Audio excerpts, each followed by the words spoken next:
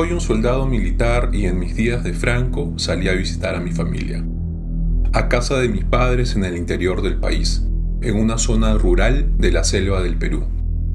No los veía en el último año, así que estaba emocionado de volver a verlos y compartir con ellos después de todo este tiempo. Quería sorprender a mi madre. Compré el boleto de vuelo e hice el viaje. En el camino me encontré con unos amigos y los invité a casa de mis padres. Llegué a la ciudad y fui rápidamente a darles la sorpresa a mi familia. Sabía que estarían contentos de verme. Toqué la puerta y mi madre me recibe con una mirada feliz y nos abrazamos. Luego de un instante, el rostro de mi madre cambió a uno de confusión. Le pregunto a mi madre, ¿sucede algo? Ella con voz temerosa me dice, «Hijo, hace un momento acabas de salir de la casa. Dijiste que ibas a comprar frutas». Estaba confundido por lo que decía mi madre. Le respondí, «Mamá, soy yo. No visito la casa en el último año». Ella me mira impresionada y me dice, «Hijo, me has estado visitando todos los días en las últimas 4 semanas».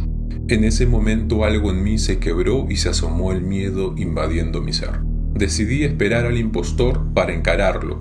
Mis amigos y yo salimos a los exteriores y nos escondimos dentro de un jardín cerca a la casa, ya que mamá me dijo que mi doble había ido al pueblo por frutas.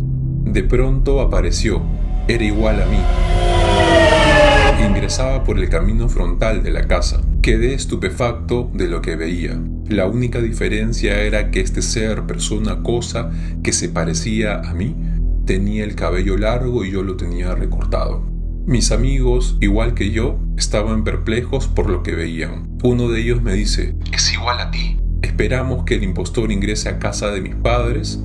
Salimos de inmediato del jardín, entramos y encaré al impostor. Le dije con voz firme y enérgica, «¿Quién eres tú? ¿Qué haces aquí? ¿Por qué te haces pasar por mí?» Esa cosa o ser no respondió y no dijo nada. Solo dejó las frutas en la mesa y salió de la casa. El ser caminaba muy tranquilo, como si no pasara nada. No se inmutó de ninguna manera. Mis amigos y yo salimos detrás de él. Usaríamos nuestro conocimiento militar de defensa y acción para detenerlo. Rápidamente se metió en la selva y desapareció de un momento a otro.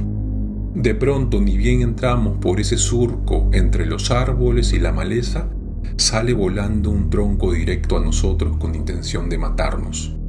Digo esto porque la violencia y la velocidad en la que fue tirado ese tronco fue descomunal e inhumano. Tomamos nuestras armas y disparamos a nuestro alrededor. Y a lo lejos se oye un grito estruendoso.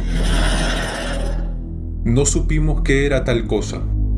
Regresé a casa de mis padres y pregunté si alrededores había sucedido algo extraño. Mis padres respondieron, «Nada, hijo. Yo no creo en esas cosas sobrenaturales». Pero luego de esa experiencia, mi percepción del tema cambió.